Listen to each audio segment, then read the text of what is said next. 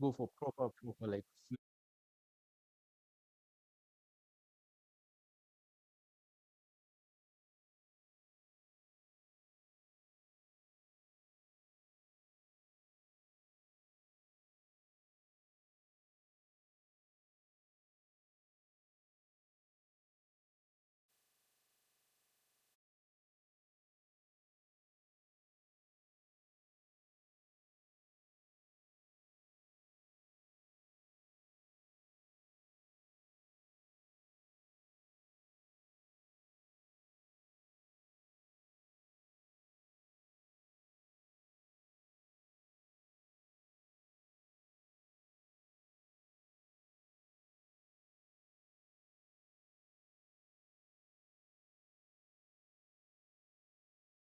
I know I personally am. I think I was just on a view a few days ago, and it was a bad situation all along. But for the filmmakers and the photographers out there, I think investing in a power station is an essential.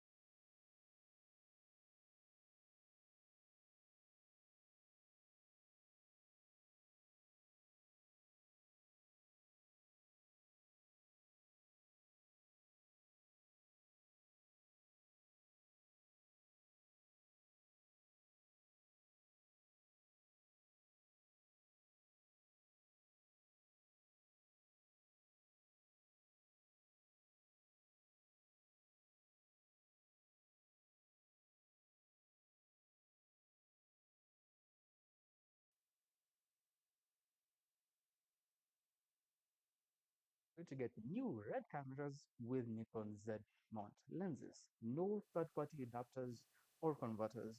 Direct Nikon Z mount 100 cinema camera. Game changer in my book. That and the fact that that and the fact that Nikon are giving you new color sense developed by Red for free is, in my opinion, a huge win for Nikon. We are going to be restocking a whole lot of Nikon in the coming month. So for all of my Nikon fans out there, be sure to stick to our socials, follow us, like our socials, and make sure you always check up on what we're doing because we are going to be having quite a few new videos here at Cameras Africa. So, far, do you have any questions? Yes. Mhm. Okay. Okay, so to answer that question, someone has asked how much is the 90D? You can currently get the Canon EOS 90D at Cameras Africa for 130,000 shillings. Now, keep in mind, this is the 90D with an 18 to 55 millimeter kit lens. So, that is something to note. 90D, 130,000, but it comes with the 18 to 55 millimeter kit lens. If you'd like to leave a portfolio, you can actually pay or you can put a deposit for an item. However, company policy dictates that you clear that balance within a month, or you can use services like Spotit or Aspira fully portfolio options. Any other questions? Yes. I think they're talking about the Sony A7 IV that I have here on display for you guys. For those of you who can't see on part of our set is the Sony A7 IV. For those of you who don't know, the A7 IV has been like one of the most well-received, most loved cameras for professional filmmakers and photographers alike for the past, I think, like 5 years. We might be getting the Sony A7 V in September of 2025 if the rumors are true, but that is yet to be known. Sony has dropped a few teasers here and there. So, in my opinion, if you're looking to get a Sony mirrorless camera, right now, value for your money, skip the A7 III, either get the A7 IV, because right now is going to be the cheapest that it will ever be before they drop the Sony A7 V. So, keep that in mind. A7 V is dropping later in the year, more than likely in September, according to leaks. But if you're looking to get a Sony camera, by all means, get the Sony A7 IV. I don't think it's ever been this cheap. I don't think it'll ever be this cheap again. But it is something I actually think if you're looking to get a mirrorless camera for professional videography and filmmaking and photography, the A7 IV cannot be beat for the price range. So I hope I've answered that question. And for those of you who are wondering, the A7 IV currently retails for 260,000 shillings. Okay. Any other questions? Yes. Okay.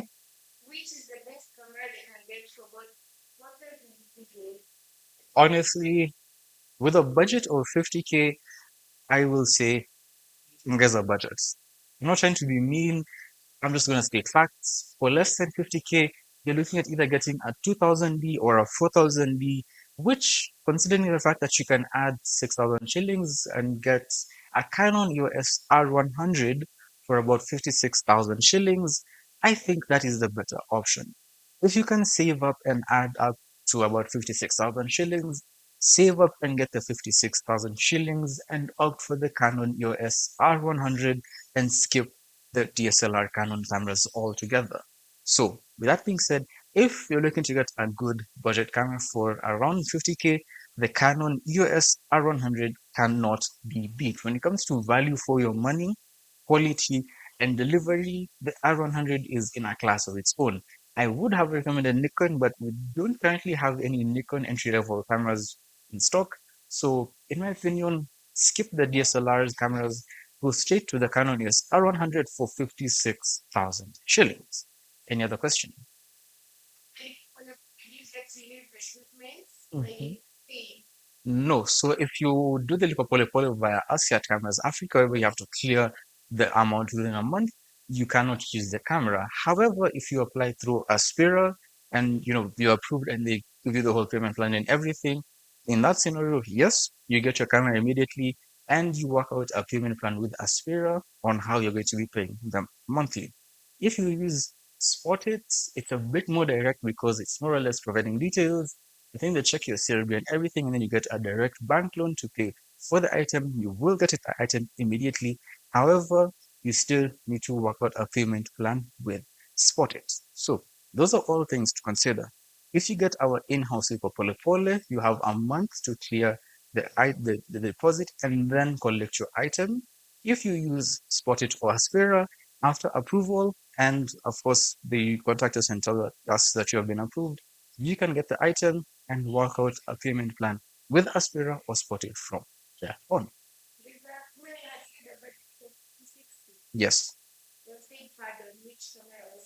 The camera that I had mentioned for 56,000 is the Canon EOS R100. Let me repeat that. The Canon EOS R for Rally 100. Around 56,000 shillings, and you have a good mirrorless camera that has the microphones. I mean, and it shoots 4K. And it's actually a really good camera to learn with. So, in my opinion, skip the DSLR. Let's all move to mirrorless. There's a reason why all of these camera companies are shifting to mirrorless, and that is because the technology is there, color sense is there, the portability and the power is there. So, invest in this. It is future proof. Yes. Uh huh.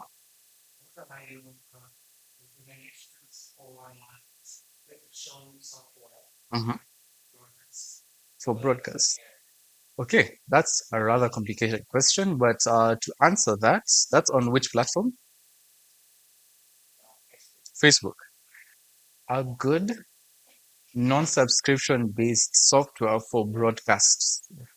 Clinton, Clinton, you said a good non-subscription based software for broadcast. Uh-huh. Mm-hmm. Broadcast. Yeah, I mean, honestly speaking, there's not a lot of room when it comes to free or open source broadcast software. If it's not for OBS, then the other one is vMix, which is something that you have to pay for. So if you want something that's free and open source, OBS is king. It's free to download, it's free to use, and it doesn't really need a whole lot of setup, nor does it have a learning curve. If, however, you want to get a few more professional features, then just pay the subscription fee for vMix and buy that as a whole. So if you want the free subscription list, OBS is the way to go. If you're willing to pay for the extra, more professional features, then vMix is the way to go.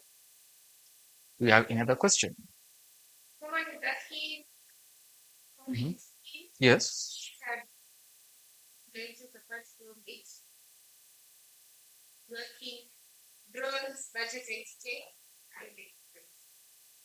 I will say this once, twice, thrice, 4 times, a million times. We at Cameras Africa do not sell or deal with drones. Period. It is way too much of a hassle just importing drones in of itself. So, in my opinion, apologies, but we do not stock or sell drones here at Cameras Africa. The better option that you have is number one, go and get your drone license. I will repeat this again. Go get your drone license and then buy a drone. Because if you opt to purchase a drone before you have your drone license and you're caught flying said drone in a no-fly zone, or you're caught just flying your drone without a license, you are liable to being fined and having your drone confiscated. Not worth it. So, in my opinion, if you're going to get a drone, get the license and then just import the drone. A lot of times you'll find it's cheaper, and a lot of times you also find that it is not a scam. The other alternative is just going to the dgi.co.ke website and sourcing it directly from DJI themselves. But let me repeat that again. We at Trans Africa do not sell drones and we do not deal with drones. The second question, a good lens for the Canon 90D besides the 18-55, in my opinion, if you can invest in, let's say, for example, a 24 to 105 f4 constant lens early on, that is a lens that even if you shift to another Canon DSLR, like let's say, for example, the 5D Mark IV or the 6D Mark II, you will not need to get a new lens. In my opinion, get either the 24 to 105 f4 constant lens that goes for around 156,000, or get the 24 to 70 f2.8 red ring lens that goes for about 215,000 shillings. If both of those are above your budgets, then shift back to Tamron EF mount, which in my opinion, there is the Tamron 18 to 300, which used to reach for about 75,000 shillings, an unbeatable lens for the price range. So those are the ones that I would highly recommend for the 90D besides the 18 to 55 kit lens. Any other questions?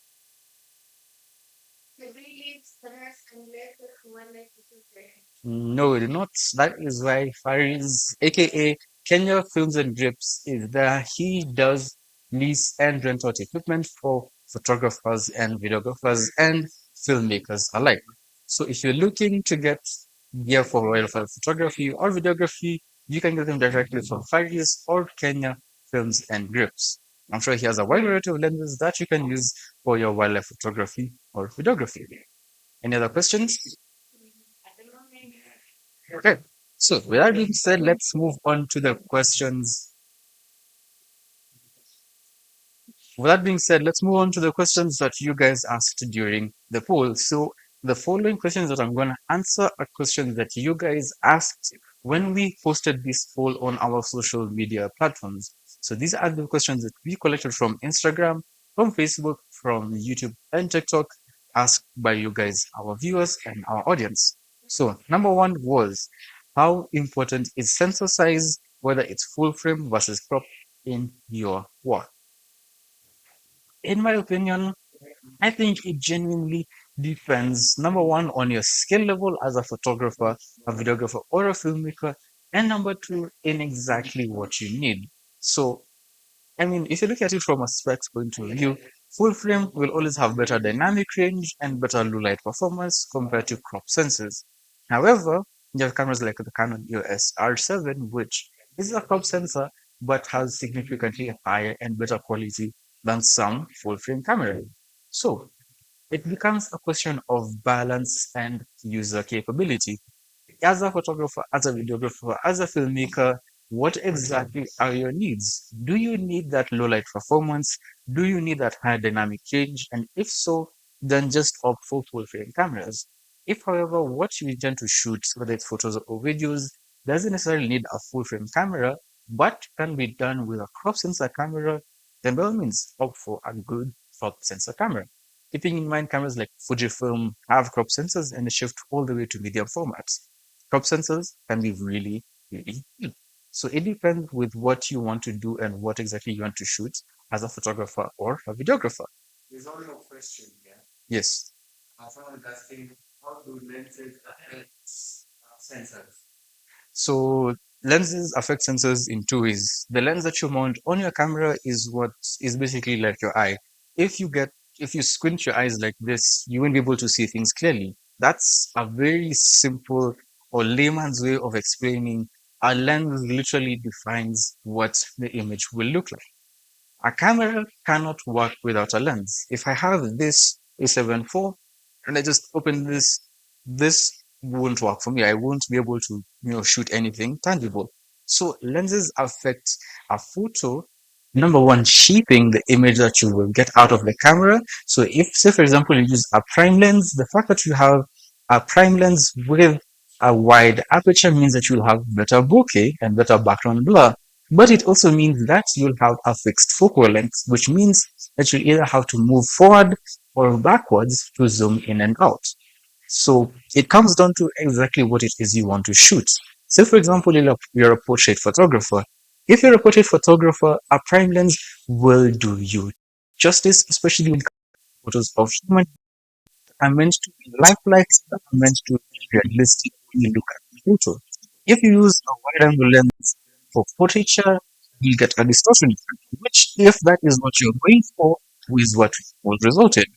But you see, different lenses affect the pictures and the videos by changing the way they appear. So, with that being said, if you get, say, for example, a prime lens with a wider aperture, then you get a better low light performance and better background blur and bokeh. If you get a zoom lens, you get more versatility and zoom range, meaning that you can be further away or closer to a subject in order to get a certain frame in mind. So, how do lenses affect photos and videos? they affecting the field of view, the aperture, and the way the image is perceived in the final result. So, with that being said, Luke, Jesus, do we have any other questions? Mhm. Uh-huh.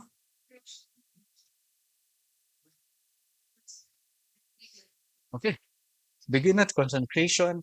I will say this once, I will say this twice. Get the Canon EOS R50 if you want to get a good camera which you can use for professional work by changing the lenses. If photography, videography is not your cup of tea and all you want to do is content creation, then get something like the Osmo Pocket 3 or the Insta360 X4. Significantly better for content creation and vlogging work. So, in my opinion, you have to balance between the two. If all you want to do with your camera is basic content creation and vlogging, then get something like the Osmo Pocket 3 or the Insta360 X4. If, however, you want a bit more versatility and ability to take more professional photos and videos, up for a camera like the Canon EOS R50 that retails for around 98,000 shillings. Of course, for more accurate prices, always call us, DM us, and we'll give you the accurate prices. But to answer your question, get the R50 if you want to get more versatility and professionality. If it's just solely content creation, opt for the Osmo Pocket 3 or the Insta360 cameras. Okay. Mhm.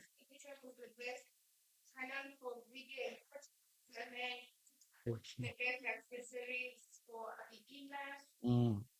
Okay.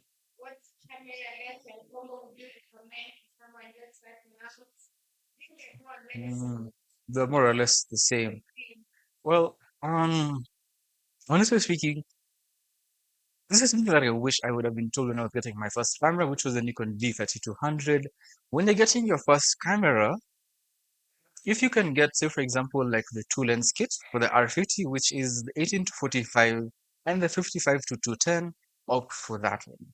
The reason why I say this is when you're getting your first camera, it's all about learning the ins and outs. It's about being able to move from putting your camera in auto mode to shifting to putting it in manual mode and knowing how ISO, how shutter speed, how aperture, how all of these things affect the end result. And if that is your aim, then getting the camera is more or less null and void because it purely depends on your budget and your needs. If you want to get the ideal setup to start with, to learn and to get a hold and to get, your foot in the door for photography and videography, get the Canon EOS R50 for 96,000. If you're a Sony fan, get the Sony A6400 or my personal favorite for entry level and mid-range, the Sony A6700. If you're a Nikon fan, get the Z50, get the Z5 or the D7500. But ideally, what I say is get something that is within your budget, that is easy to learn with, and something that works for you. So depends on your budget, depends on your preference, but my personal recommendation would be the Canon EOS R50 for entry level for Canon fans, the Sony A6700, A6400 for the Sony fans, the Nikon Z5, Z30, Z50 for the Nikon fans, or for the Fuji fans, get the X-T5, get the XS20, or get the XS10. Any other question? Yes. Mhm. One primary mistake I see a lot of beginners making with camera settings is not moving away from auto mode. So when I say this, when you look at the top of this camera right here, this is the A7 IV. Yes, this is a professional grade camera, but even this has auto mode. All cameras, even this Pro guy right here, has so this has an automatic mode. The reason why I consider this a mistake is because modern cameras have made it way too easy for you to live in automatic mode. And by that, I mean they've made it too comfortable for people who want to learn photography or videography to step out of automatic mode because new color science, better algorithm, better processing power means that could you just buy a camera, set it in auto mode without knowing too much about setting, you can get really good results. And that's, I think, a trap that a lot of beginners fall into. Auto mode works. It's simple. All I have to do is set it in auto and shoot. The reason why I say that is if you want to get into this field for professional like work, like as a professional photographer or videographer, get yourself out of auto mode as soon as possible. When you begin, of course, start with auto mode. Let the camera show you the settings that are ideal for different shooting for different shooting conditions, and then do simple entry-level photography courses available online on YouTube and on I'm sure various other platforms, and shift from auto mode into manual mode. Play with the settings, play with the shutter speed, see how lower or slower shutter speed affects a photo. Play with the aperture, see how wide open apertures and narrow apertures affect a photo. Play with the ISO and see how they affect the photos. So I wouldn't necessarily call it a mistake, but I'd say it's something that I see a lot of beginners doing that I think would not benefit them at all. Don't be afraid to jump into manual mode. Cameras are not that complicated. And the thing is, when you're getting a camera like this, you're already investing in some really good gear. And the moment you step out of automatic zone and shift into manual mode, and the time you start getting like to learn the nitty-gritties of like composition, the rule of thirds, how shutter speed affects photos, and all of these things, it opens up a whole new world of photography and videography capabilities to you as an individual. Mhm. Yes. Mhm.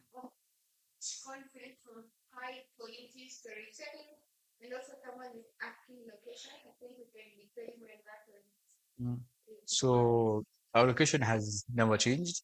I tell people literally just Google us. Cameras Africa will be the first thing that will pop up, and you will see us on Google Maps. It will give you the directions right to our shop, right here along Kenyatta Avenue, right next to Sarova Stanley, right at Westminster House. We're literally right next door to one of the coolest, vibiest art cafe that we have in Nairobi.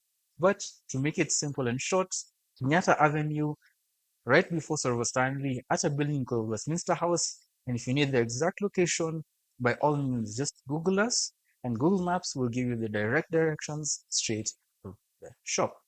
Now, the question that you had asked earlier, which was, I'm writing it down, average content from high quality storytelling. So I would say the key difference between average content and high quality storytelling is, well, number one, I'd say the content or what exactly makes up what exactly it is you're shooting. I would consider high quality storytelling as filmmaking, and I would consider average content as, well, videography. Let me explain. What we are doing right now is what I would consider average content. Simple, easy to digest content that basically delivers information in the simplest, easiest way possible to you, the viewer. High quality storytelling is whereby we get into now the nitty gritty of like filmmaking and videography production. In that, this is where now you have aspects like scripting, like production, pre-production, production, and post-production. And that is, I think, what makes the key difference between average content and high quality storytelling. It is the pre-prep for the actual shoot itself. It is the coordination, the funding, the budgeting, and the organizing that makes a key difference between average content, which is just, simple to digest, everyday content that you're just scrolling by, with something like high quality storytelling. Say, for example, the Blood Parliament documentary.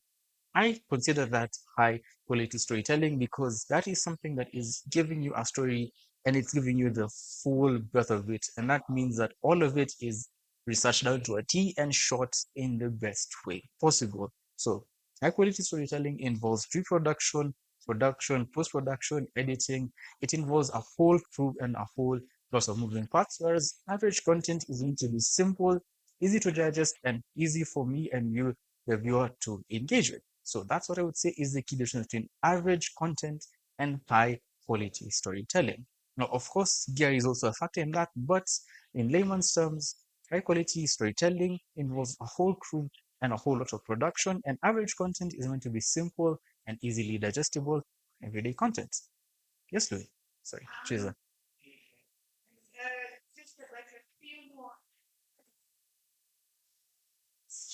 Yes. How does lens trace affect storytelling in my video? Well, that's a very loaded question. The reason why I say that is because if you're using, say, for example, a prime lens for your videography and filmmaking, how the video or how the image looks in the end will be very different from how it looks if you use a zoom lens. So, in my opinion, I always say always have a prime lens for that nice, crisp, smooth, beautiful bokeh when it comes to filmmaking. The thing is, there's a certain aesthetic that prime lenses have, and the fact that you have wide open apertures that is just it's not something that you can easily recreate with zoom lenses. So I always say invest in a great pair of zoom lenses, something wide like a 16 mm f2.8, something standard like a 50 mm f1.8, something a bit more tight like an 85 or a 100 mm um, prime lens, and then shift into zoom lenses for their versatility. So for a more filmmaking, more cinematic aesthetic, I'd say opt for prime lenses. For a more rugged, run and gun, easier to set up and shoot situation, I'd say go for more versatile zoom lenses. Yeah. Hmm. Okay. Yes. Mhm.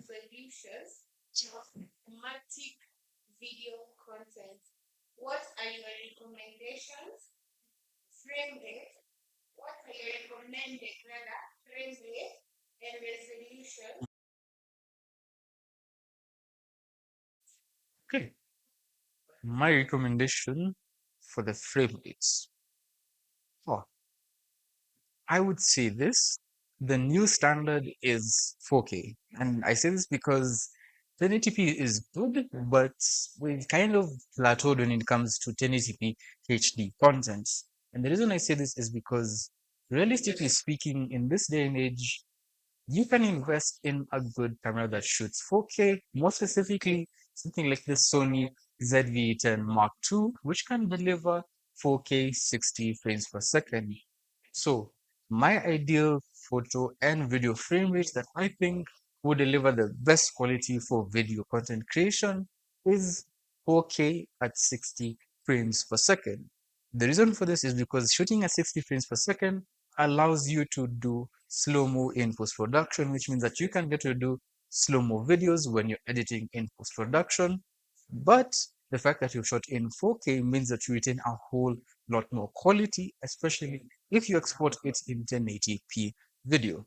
So my ideal recommendations for video format and frame rate would be 4K 60 frames per second. The 60 frames per second gives you versatility and, in my opinion, smoother video. I love the aesthetic of 60 frames per second and the fact that if you edit out a 4K video down into 1080p video, you will get a higher resolution and higher quality, crisper 1080p video, especially if you downgrade it down from 4K video. So yeah, 4K 60 frames per second. Any other questions, Teresa?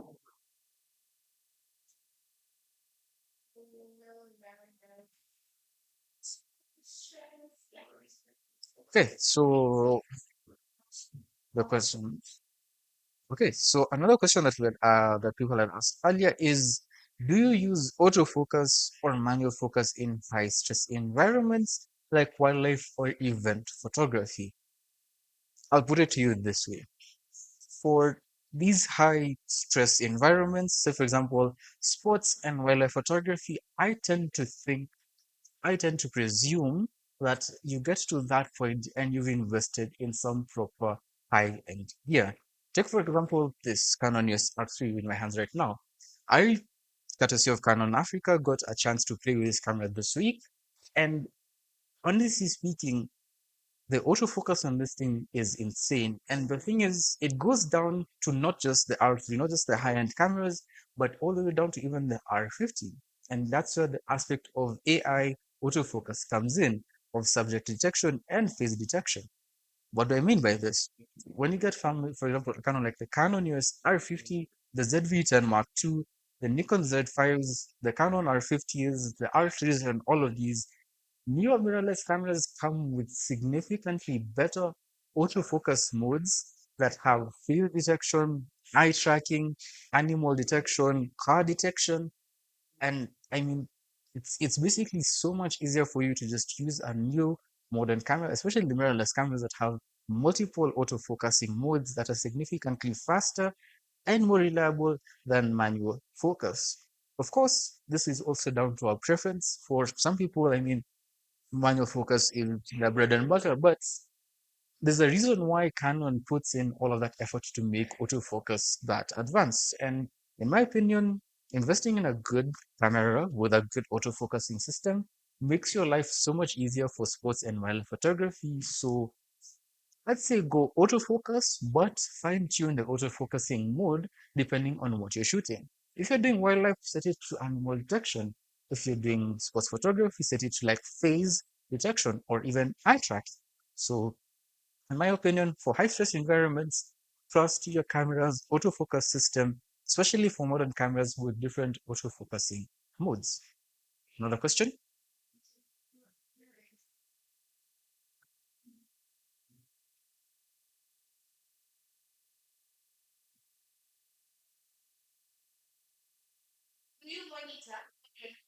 Mhm.